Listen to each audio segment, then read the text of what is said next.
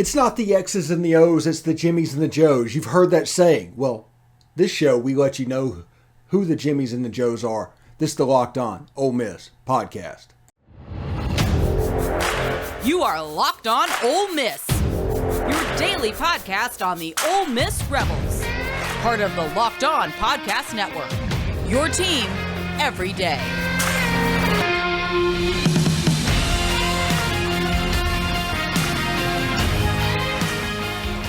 All right, welcome to the Locked On Ole Miss podcast, and thank you for making the Locked On Ole Miss podcast your first listen every day. We are free and available on all platforms, including YouTube.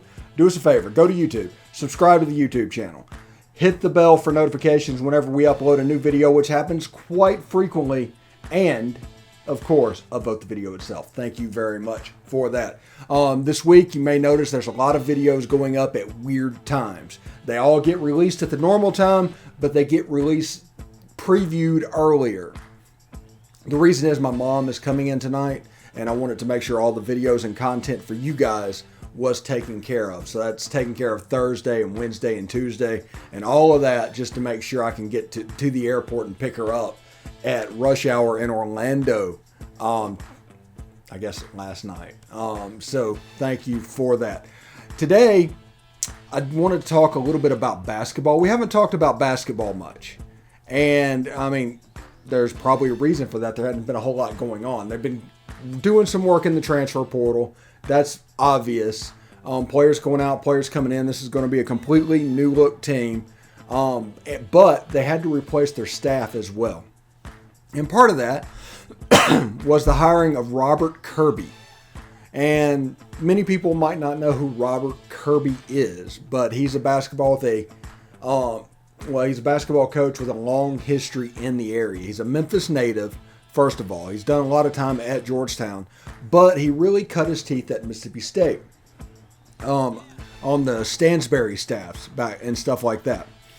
And he has coached professionally. He's coached Damon Jones, Eric Dampier, Travis Outlaw, Jonathan Bender, Monte Ellis, Tang Hamilton, Lawrence Roberts. I mean, these are just all the Mississippi State guys they were able to put together, which is kind of impressive. But at LSU, he coached Jordan Mickey and Jarrell Martin, coached Jeremiah Martin and Dedrick Lawson at Memphis. And then when going out to Georgetown, he coached Otto Potter Jr., Mac McClung, and Jamarco Pickett. Just a decent resume of professional players coached. But he's coached at Georgetown for a total of about 7 years. He coached at Houston for 5. He was at Mississippi State for like 17 or something like that. He's an older assistant coach. There's a lot of experience coming to the staff for Kermit Davis and the boys. And I'm kind of looking forward to this basketball season. I really am. Everybody lots of balls in the air and everybody talking about what could possibly happen in the postseason. Well, I'm actually looking forward to the games. I want to see how Jamin Brakefield develops. You can see he's one of those guys that it looked really easy for him whenever things went well. Whenever things went wrong, his mind was ahead of his eyes, so to speak. I want to see Deshaun Ruffin. I want to see how he recovers from this surgery, obviously. And I want to see how he develops in year 2. And, of course, Matthew Morrell, I want to see how he develops as well. His shooting really came on last year to where he was the weapon on this team from 3. 2 years ago, we had no three-point shooters. Nobody could make a shot from outside. He ended up being the three-point shooter last year, so it was a little bit of develop. I want to see what step he takes in year 3. And I want to see which transfers really show up and can really affect this team. I want to see the kid from Sanford, Robert, I can't remember his last name. I want to say Ori. I'm sorry about that. But Robert something. Just put his last name in the comment section below if you would, please. I want to see how he recovers from his leg injury as well. I want to see what these transfers, especially the kid from New Orleans and the kid from JSU, how they develop. This looks like it is being built to be a typical Kermit Davis type team. What does that mean? Well, it means that defense, they're going to play hard defensively. They're going to do things defensively. It's going to be young, quick, athletic guys. They're rim protectors on this roster, but there's a lot of, for lack of better words, Jason Smiths that they brought in. So hopefully one of them will hit. And if you do that and everything, it can ramp up the level of defense that was already at an extremely high level with this team. This team, I believe, gets the benefit of being able to take one of those Caribbean or Canada trips. So they do have time to get together, to make it work, to meld together. So it'll be interesting to see exactly what they do. It should be good. With the young guys coming in last year, I need a step from James White. I definitely need a step from him. I need one or two of the newcomers to be able to play as well. So there's some weapons that were recruited for this team. Now, some people are going to tell you that these JUCO players can't play, or these recruited players, I should say, can't play, and you need time to develop. And sometimes that's the case. Sometimes it is not. But you can't blanket statement that as some sort of a justification for getting rid of Kermit. He's like, you need 7 players in the transfer portal. Well, not necessarily. If you've got 4 or 5 players in the transfer portal plus 4 in the signing class, you're doing pretty well, and you've overhauled your roster completely. It's a matter of evaluation. Now, this team has a chance to be, I think, fairly good. Even with all the injuries they had last year, they were 0 for 4 in overtime games in the SEC. And it was that distance between like being 8-10 in the league. So this team had a chance. They also lost some games at the very end. They weren't far from being a decent team. Now, the record is what they said, what they are. They are what the record says they are. And nobody's saying that. But I'm telling you, it was closer than it appears. There's a lot of people that are, angry, emotionally immature, reacting to stuff. And Kermit kind of didn't get a fair shake on that. So kudos to Keith Carter for bringing Kermit back. I think people just want to fire the coach just because they like the drama of a coaching search. And that is, unfortunately, one of the side effects of the businesses that we created 20 years ago. These fan sites, subscription related, need a coaching search. They're boons for subscriptions. So basically, you've got a honeymoon for 1 or 2 years, and then those sites really start low-key trying to replace the coach because that's going to be good for their business. If they can get a new coaching search every 4 or 5 years, that's good for them. Now, unfortunately, I worked for 10 years at Rivals.com. I saw multiple guys just giddy at a coaching search. It's just one of those things. It was a side effect of what we have created, but you should know that is on the table as well for what they do. Today we are going to talk with John Garcia. We're going to talk recruiting. We're going to get into recruiting in the second segment. We're going to ask him about the recent commitments at Ole Miss. We're going to ask him about the transfer portal and all that, and we're going to talk recruiting in general with Ole Miss and try and see if he has some nuggets to drop for you. But right now I want to tell you about Built Bar. We've been asking, and Built delivered. Built granola bars are here. Built granola bars come in 3 unbelievable flavors: chocolate peanut butter bar, chocolate coconut, and white chocolate berry. Want to try all free flavors? You can get a mix box at Built.com right now. These are so different from the Built bars and the puffs. The Built granola bars are loaded with granola. It's a perfect combination of crunch and chewiness, but just like bars and puffs, these babies are packed with protein and covered in 100% real chocolate. They're made with collagen protein, which your body absorbs more efficiently and provides tons of health benefits. So if you've been waiting for a healthy, delicious granola bar to hit the market, this is your time. Head to Built.com right now to get the Built granola bars. 3 delicious flavors to try: chocolate peanut butter, chocolate coconut, and white chocolate berry. Do not miss out. You got to get yours today. Go to Built.com and get Built granola bars now.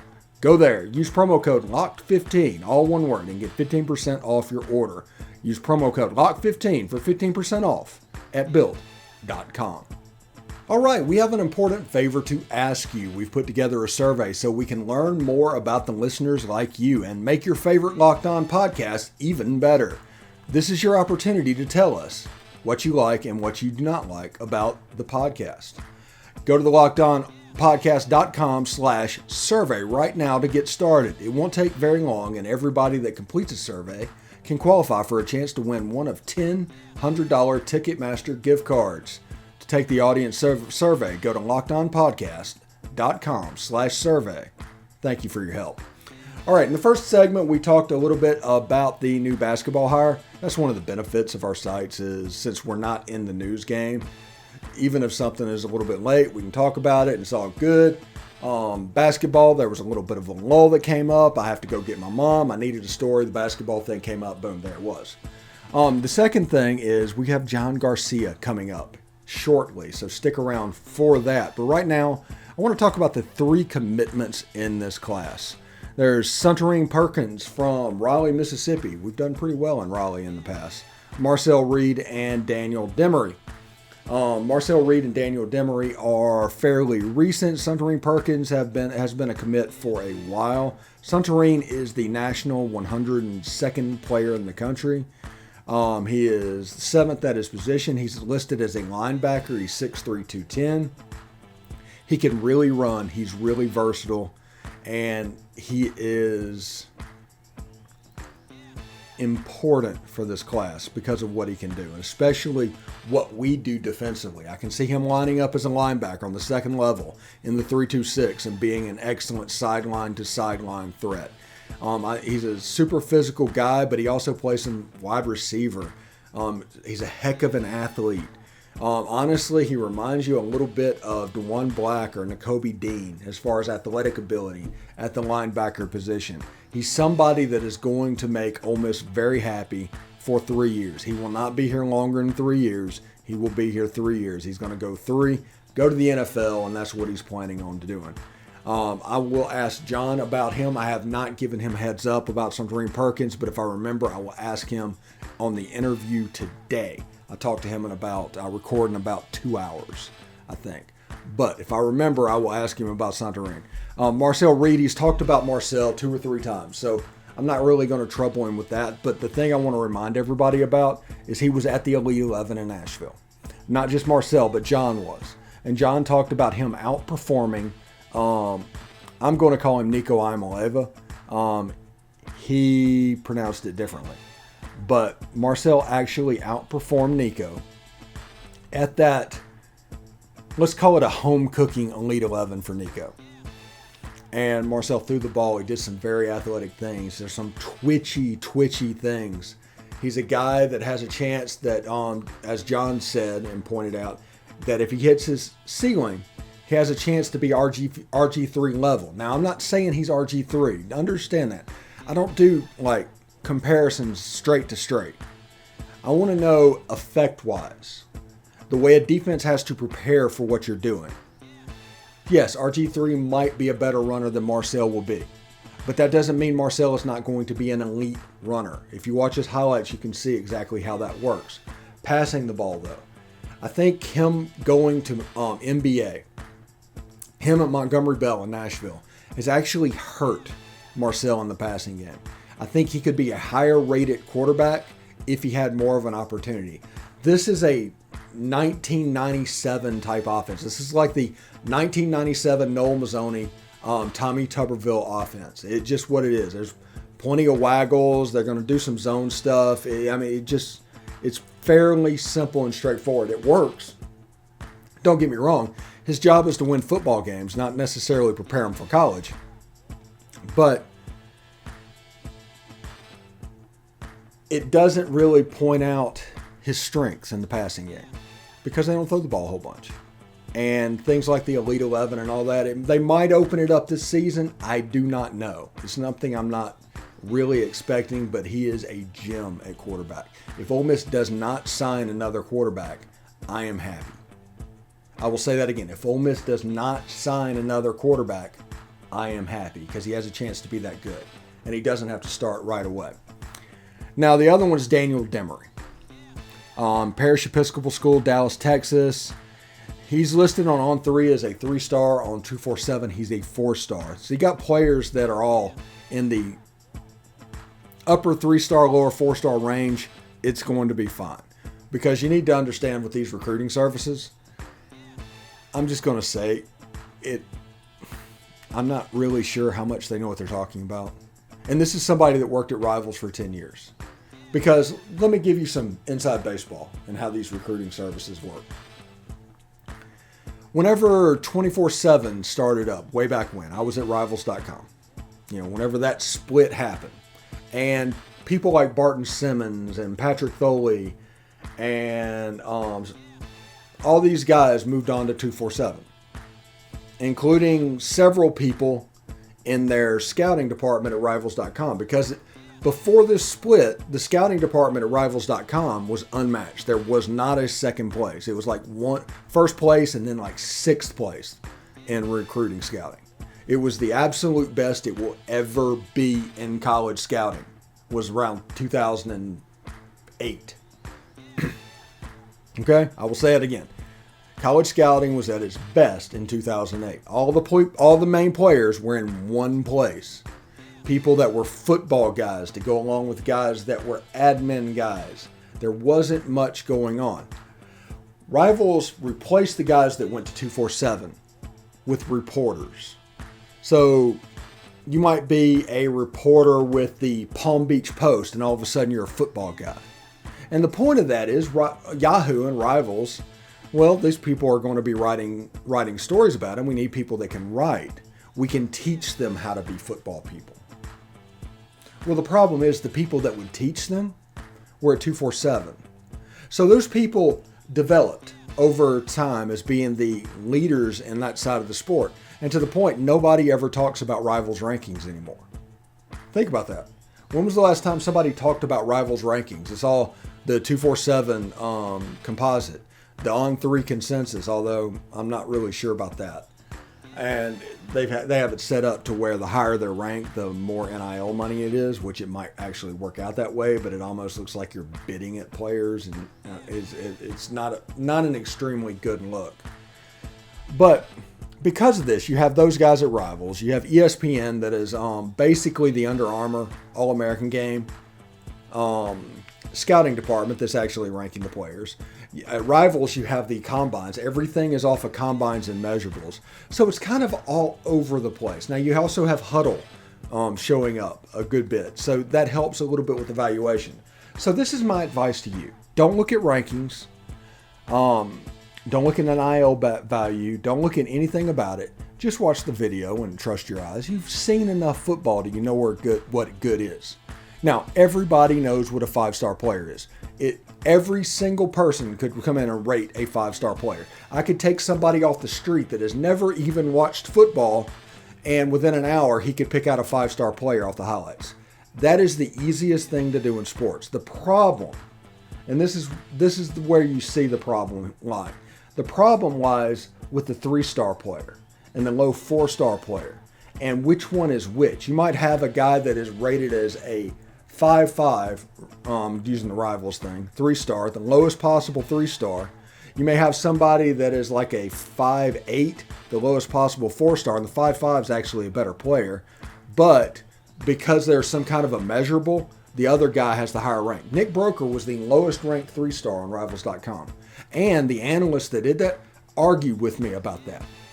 That Nick Broker was never going to play it down at Ole Miss and he was extremely overrated. That's what I mean about not trusting rankings. Do not take somebody's word for something just because they tell you they're an expert.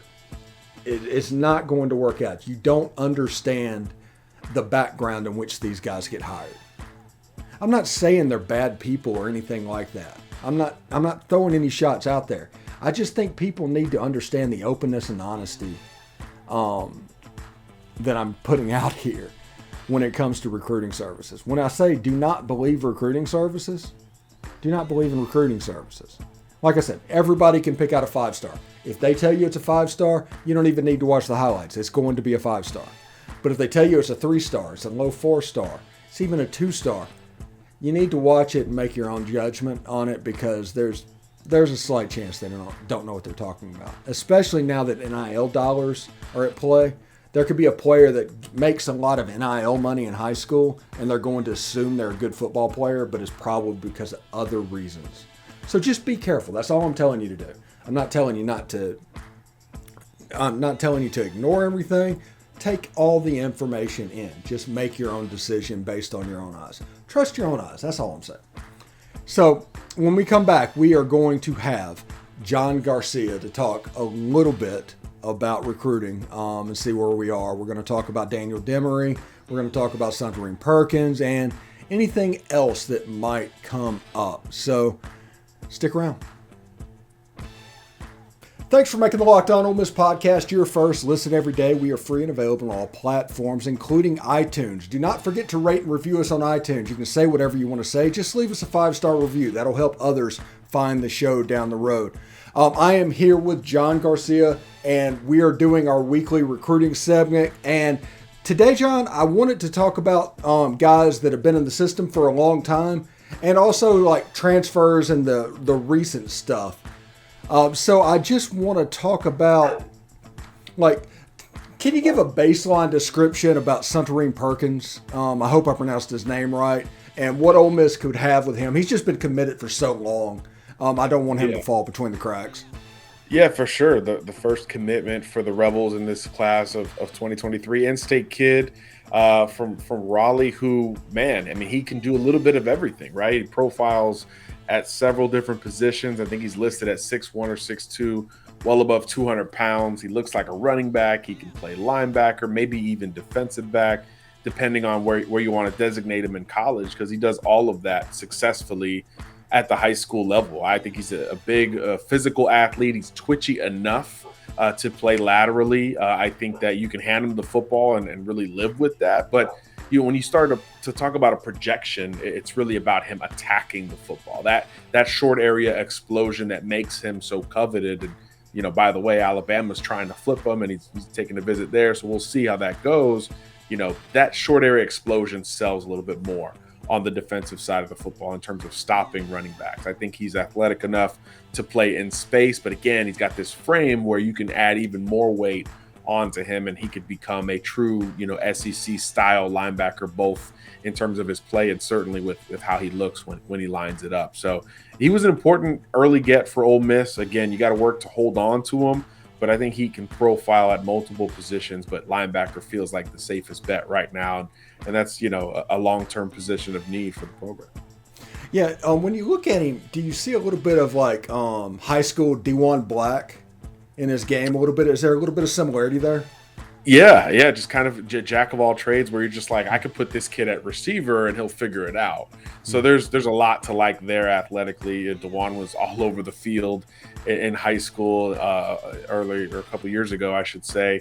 Yeah, I could see that. Absolutely a jack of all trades. And I think, again, those positional boxes we put guys in, all that's blurred, right? I mean, it's a totally different day in college football. There's a lot of hybrid positions and a lot of positions that lend themselves to actions that you would utilize at other positions, right? If you're a nickel prospect, you've got some Sam linebacker, principles within your game. If you're a box safety, you've got some will linebacker principles within your game. I mean, there's so much crossover and hybridism that goes down in college football these days defensively that you need guys like Perkins, like a DeJuan Black, who can do a little bit of everything and just kind of go make plays athletically. Yeah. The next one I want to ask you about was actually from the class of 2018. His name was Deshaun Jerkins. He went to Vanderbilt, so we haven't really seen him for a couple of years. What do you know about him? Yeah, he's a guy I forgot was in the portal till recently, right? I mean, he jumped in way back in January. This is an old school strong safety. I think when we just talked about the modernization of the game and how you need these hybrid players, but you still need those foundational guys too. And I think Jerkins has a lot of that in his game. He's a tackling machine, incredibly productive type of player, just one of those instinctive nose for the football types. And you look at his resume coming out of Vanderbilt, 3-year starter, a guy who factors into the turnover game, strip sacks, interceptions, fumble recoveries. He gets involved. He gets in the mix. He's got some of that scrap about him that is certainly easy to root for when you watch defensive football in general. And again, some of those classic traits allow him to play a little bit more in the box, comfortable tackling in space, which is just critical in this day and age. And again, the experience. I think he started like 30 games in college in the SEC. I mean, something like that is invaluable when it comes through the transfer portal. It's just that Ole Miss gets so many that we don't get to talk about all the transfers because so many have come in. But yeah, he's a guy, like I said, I forgot he was in there. And then when I saw that he committed to Ole Miss, I was like, oh, that's a pretty good get right there. A guy who can step in immediately and help, at least from an experience, maturity, tone-setting angle. He could be that anchor for a back seven unit that's going to have a lot of fresh faces roaming the sidelines and on the field, of course, in Oxford.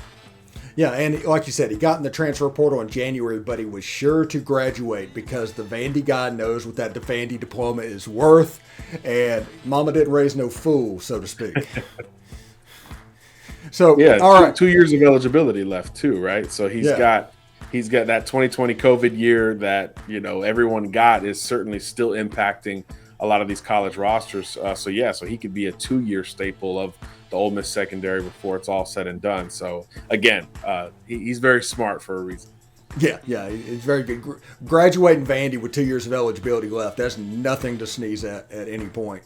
Anyway, let's talk about Daniel Demery, defensive back out of Texas. He kind of looks like, I think he would fade like Isheem Young, those types, those box safeties that come in like a Jake Springer. He looks like he's that type of defensive back in the system.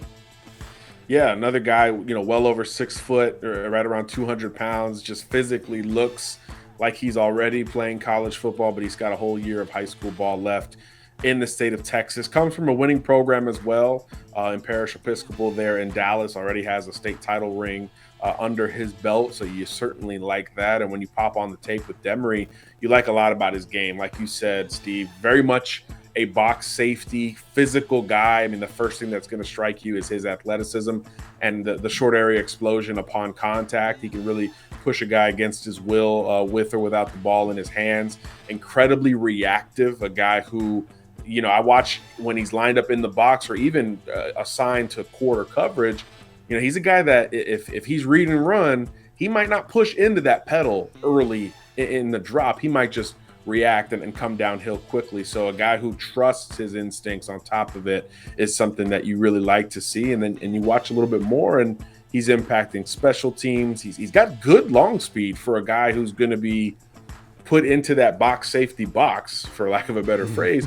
He's got good long speed, and you really see it, flourish when he's in the open field, whether it's a pick six, a kick return for a touchdown, which he has all that on his tape. You kind of say, hey, this guy runs really well as well. So you wonder if he can mature from a coverage standpoint. He might be able to be one of these hybrid safety types that stays on the field and plays 3 different positions on 3 different downs, as he potentially matures from a coverage perspective. So I think there's a lot to like there. And certainly if you're an Ole Miss fan, you got to get into the big metros in Texas. Dallas and Houston, you have to hit on a relatively consistent basis. So not only are you getting a blue chip type recruit, but a guy from a Dallas metro that you need to pipe back into as much as possible. Now, I haven't worked in the business since 2013, 2014, that time frame.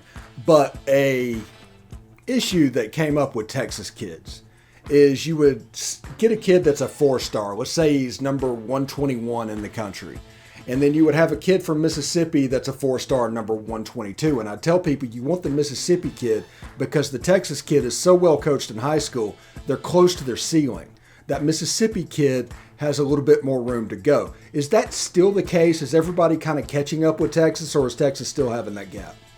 Yeah, I mean, I think, Texas just resource-wise has just more, right? They say everything's bigger in Texas, but there's a lot more in Texas when it comes to the structure of a community and the football programs within it. So I do still think it's the case, but I do think the gap is beginning to close. I mean, I think when you get into the Deep South, particularly with private schools, you see a lot of growth from a coaching staff perspective. A lot of these facilities are getting really nice throughout the state of Mississippi, Alabama, Louisiana, etc. So I do think that gap is beginning to close. But of course, I mean, Texas, California, you get to the high end of those states, especially with private schools, and it feels like a small college. I don't know how many schools in Mississippi would carry that same kind of perception.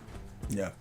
And this kid I wanted to save till last because I wanted everybody to stay tuned into my video and know what's going on. But I want to talk about Jonte Cook. He switched his visit from Florida to Ole Miss this weekend. What's going on there? Man, this kid just really likes Lane Kiffin, and he's taken a little bit from Kiffin's playbook. He can play the game. He comes out with a top 5 a couple weeks ago. No sign of Ole Miss. Jackson State was in there. Michigan was in there for a kid from Texas. You were just like, what's going on? We thought Ole Miss and some other schools were really in this thing. And then, boom, he turns around and flips Florida official. Florida was in that top 5 and flips it for an Ole Miss trip for this coming weekend. Pretty big deal here for the Rebels. It could be the last time Cook makes a visit to your campus before he makes a decision. Most do expect it to end up being a Texas versus Texas A&M battle. But look, he is incredibly dialed into what Lane Kiffin is doing, and he is rewarding Ole Miss with this trip. You know, he told Sam Spiegelman, he said, look, they were on me and they just never stopped. Even when I posted the top 5 that didn't include Ole Miss, boom, Lane Kiffin was there. The coaching staff was there to stay on him despite that. And I think that said a lot to Cook, and it's going to be rewarded with another visit. I think it'll be his second visit of the spring, maybe 3rd overall to Oxford. So, you know, Ole Miss is going to be viewed on the outside looking in, but it's an interesting dark horse to consider, especially when you think of the offensive reputation and the receiver reputation in particular that program has been able to produce in the last 5-6 years.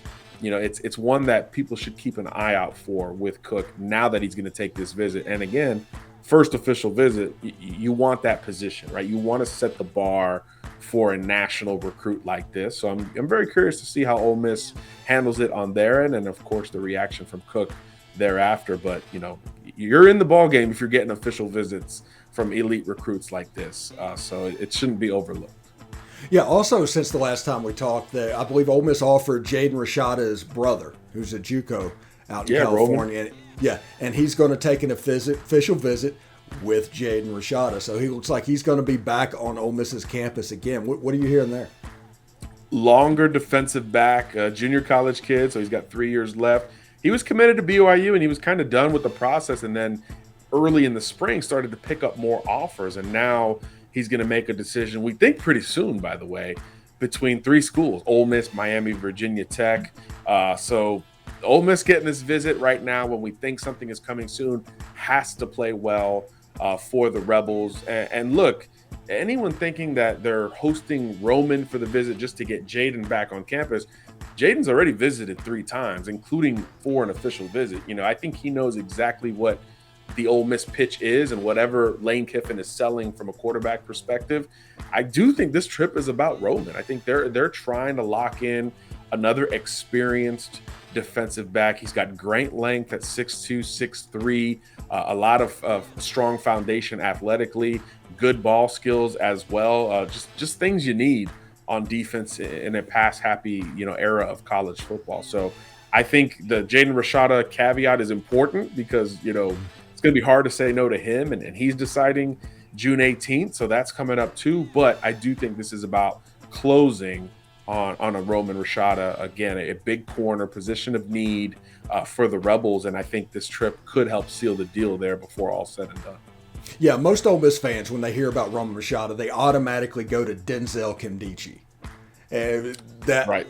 That kind of companion gift. And I think they offered his wide receiver as well. So they're absolutely all in on Jaden Rashada.